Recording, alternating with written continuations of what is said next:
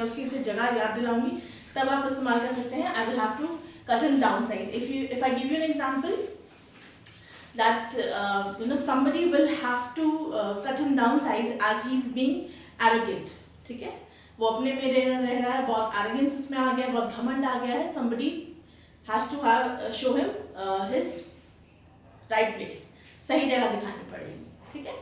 और अगर मैं इसका एक एग्जाम्पल दूं, that life has a different way of cutting down या sizing down people who are so much full of themselves, जो अपनी तारीफ खुद ही करते, खुद में इतना व्यस्त रहते हैं कि किसी का नुकसान करे उन्हें किसी से कोई मतलब नहीं होता।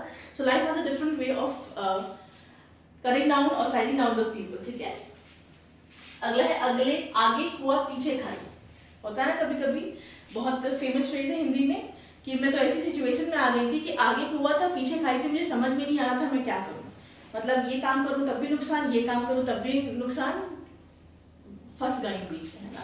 So you will say in English, between the devil and the deep blue sea.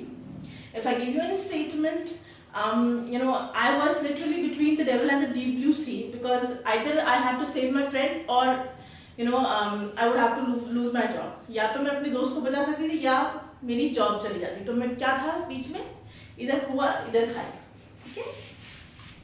बिना मतलब टांग अड़ाना, बोलते हैं ना आप अपना काम कीजिए, आप बिना मतलब क्यों टांग अड़ा रहे हैं।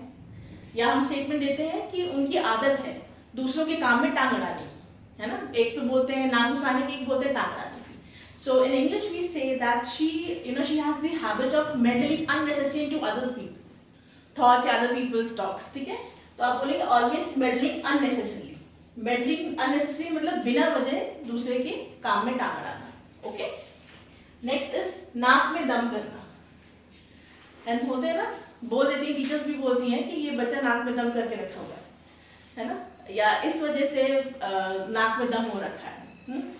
एक तो कॉस्ट कटिंग हो रही है, ठीक है, कस्टमर्स गुस्सा है, उन्हें अच्छी सर्विस नहीं मिल रही है, तो क्या हो रहा है, नाक में दम हो रखा है। It is a real pain in the neck, okay, as the customers are really angry because of the increase in fares, ticket fares, air fares, है ना, और एयरलाइंस को भी नुकसान हो रहा है, ठीक है। बात का बतंगड़ बनाने वाला, ठीक है, make mountain of a mole hill.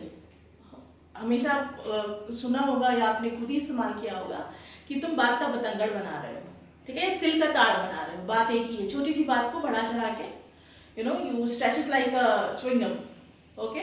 In English you will say make mountain of molehill. If I give you an statement, do not